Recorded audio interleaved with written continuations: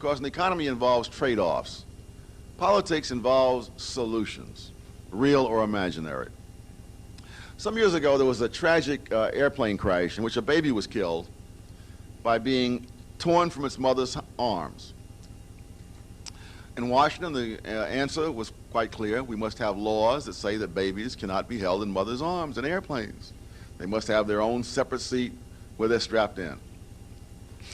Fortunately or unfortunately, a couple of economists got hold of this, and they figured out what would be the probable result of such a law. First of all, it means that every couple that's traveling with a baby would have to buy 3 seats instead of 2.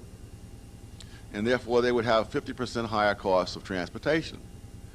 Now, since to ordinary people in the real world, as it's distinguished from Washington, money matters.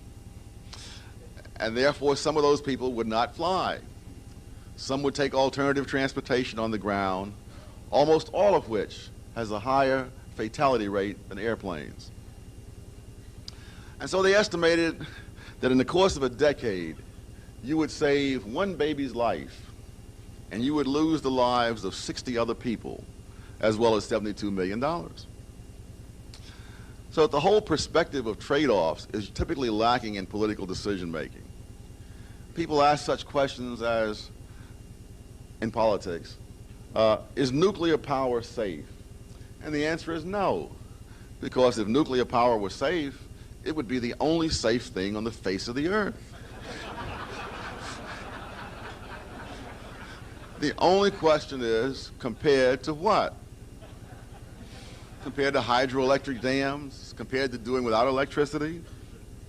There's a story which I hope is apocryphal of an economist who was on the street, met a friend who said, "How are you?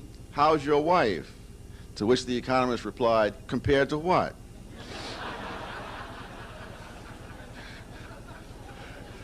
So looking at nuclear power in this way, it is far safer than any alternative method of producing electricity. Someone calculated how many lives are lost for every so many billion kilowatt hours of electricity, because human lives are among the price paid for generating electricity. And having calculated this, they asked how many lives would be lost generating the amount of electricity that would have been generated by 3 Mile Island during the time that it was shut down. And the answer was 52 lives.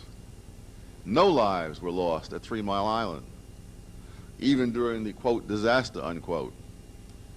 2 people were killed on the highway trying to get away from 3 Mile Island.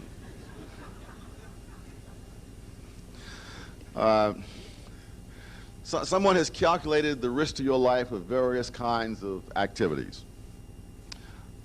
Living within 5 miles of a nuclear power plant for half a century represents the same risk to your life as driving 10 miles on the interstate highway, or spending half an hour in a coal mine, or 6 minutes in a canoe.